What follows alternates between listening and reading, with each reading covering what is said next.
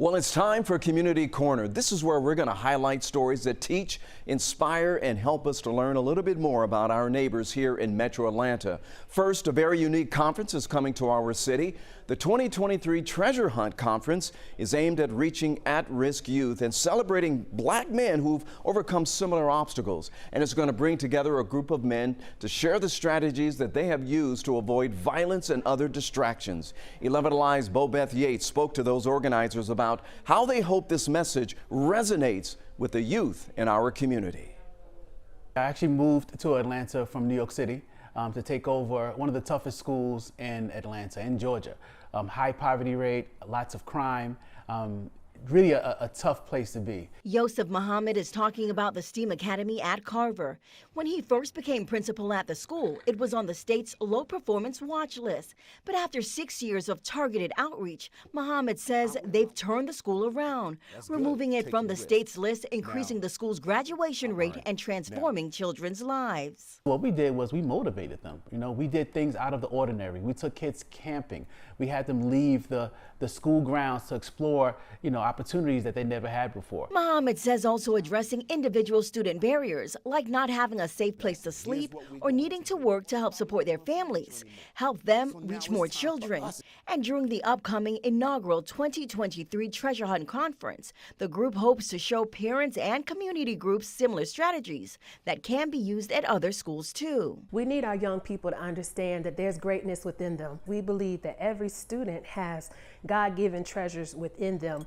They just might need an adult to help them pull them out. Organizer Rita Williams says knowledge is power, and it isn't just about academic standards, but also self-awareness. They've organized a panel of black men to speak about how they've overcome obstacles to help connect with the children. We just believe that if we help our young people to understand who they are, if we help them to discover their gifts and their talents in different ways that they can use them besides what maybe someone in the street, so to speak, is telling them how to use them.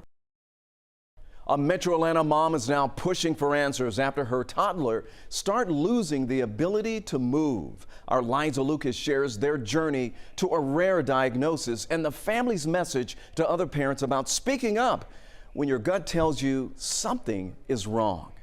She loves dolls and Barbies, and she adores her brothers. Annie Boswell seemed to be a happy, growing little girl. But a new rash was the first sign something was not right. I had these alarm bells just going off. Pull up. Annie's mom could no longer ignore the worries when Annie stopped playing with her toys, wanting constantly to be held. The once busy toddler struggled to get off the floor. She had a little chair in the living room, and she couldn't sit on it anymore, and she would cry. Definitely couldn't stand up from it once she had sat down.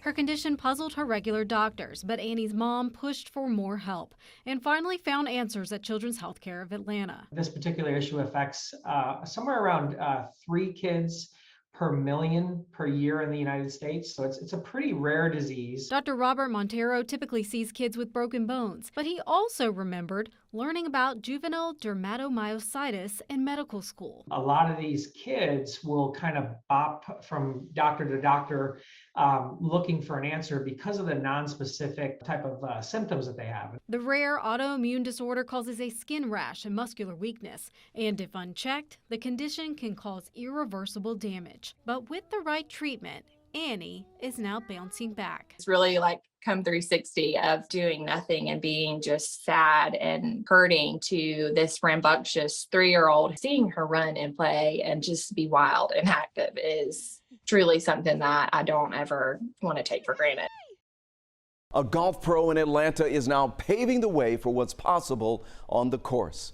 After a devastating accident threatened to sideline Marcus Williams' dream, he told our Caitlin Ross that he plans to ace this challenge and get back out there on the green.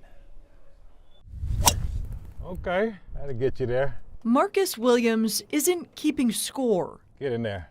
There it is. I don't put too much on bad shots or good shots. Except for that one time. 148 yards out, straight in the air, bounce one time and bounce straight in the hole. There it is. It's not about the hole-in-one for Marcus. That looks good too. Stay in. It's about how the game made him whole again.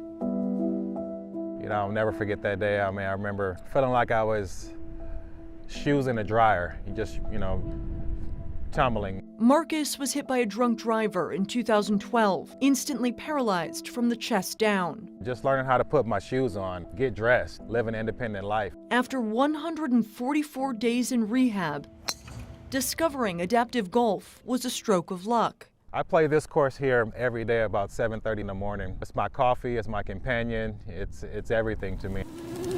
He's the starter at the Bobby Jones Golf Course in Atlanta. I just kind of turn the club, just press the pedal. I use that as my foot. He's making the game his own.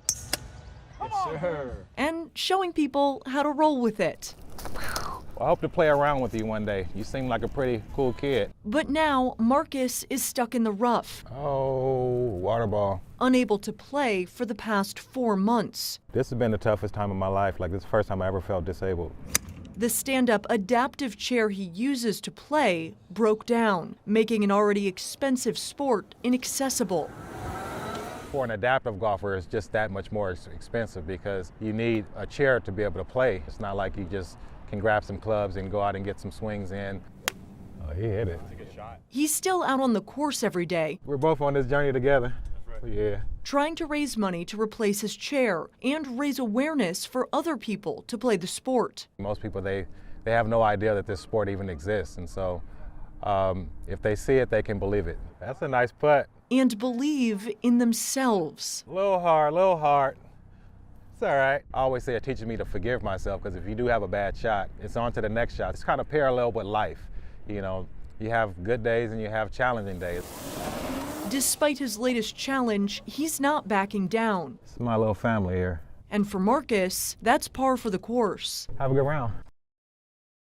Next, we're going to take you inside a program that's using spring break to engage local teenagers.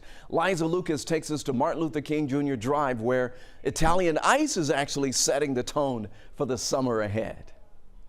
The ice is ready and the carts are rolling out. But before any selling starts, the basics of the business must be covered. I'm gonna get cash apps, bank statements. I'm gonna show you how to sign up on Sign Up Genius. Spring break marks the start of the season for the newest employees of Glacier's Italian Ice. Ian Elmore Moore launched the nonprofit back in 2021, a chance to hire teens and help the community, offering a safer alternative for teens selling water on Atlanta's street corners. But the shop has since expanded, filling other needs in the neighborhood as well. We started with just Italian Ice, and it merged into after school.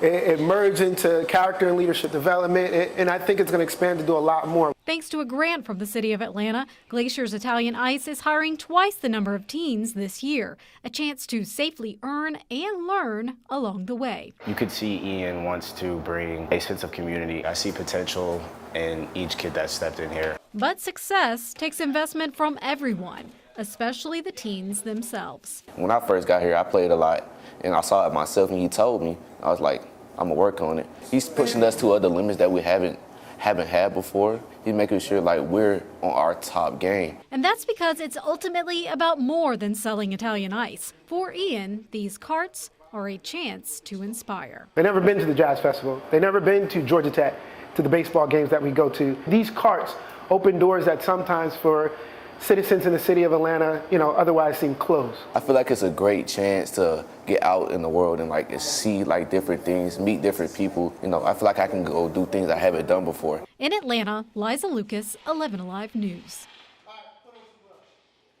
A Metro Atlanta man is now spreading the word about organ donation because that's what saved his life.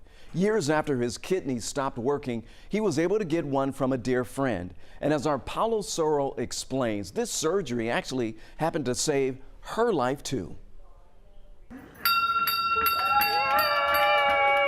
This is the sound of Correll Driscoll's second shot at life. Yeah, I was so happy. One made possible thanks to his brother's significant other, Stephanie Soto. I was really happy. I was excited to give him life again. I owe my life to her. Back in 2016, the war veteran's kidneys stopped working. He went to the Atlanta VA Medical Center for treatment and for years was on dialysis for 12 hours a night. It was zapping my energy. I felt like I couldn't function. I went from about 200 pounds down to 120 pounds. He was able to get on Emory Hospital's transplant list. My opportunity for a transplant would have taken another 4 or 5 years. That time was cut to about a year thanks to Soto. The gratification of giving a family more time with someone that they truly, truly love, it really made me feel great. Driscoll's life changed February 2022 with his new kidney. And just 5 months later, Soto's life changed too. I was like, you actually saved my life too. They do a full body scan on you when they found a mass. Scans post-surgery showed Soto had 6 precancerous masses on her right breast and multiple on the left. So she decided to get a double mastectomy. I want to live. I don't want to worry. It's hard, but I'm really, really grateful that I donated, because if I wouldn't have donated, I wouldn't have found out. And who knows the state that this would have ended up in. One surgery saving 2 lives. It was a very, very challenging and rough recovery, but I have no regrets donating my kidney. Stephanie was like a guardian angel. By the way, Soto got her mastectomy 8 months after donating her kidney, and she's now urging people to get annual checkups. That's really important. And to those who are looking to donate an organ, make sure you talk to people who have already been through it.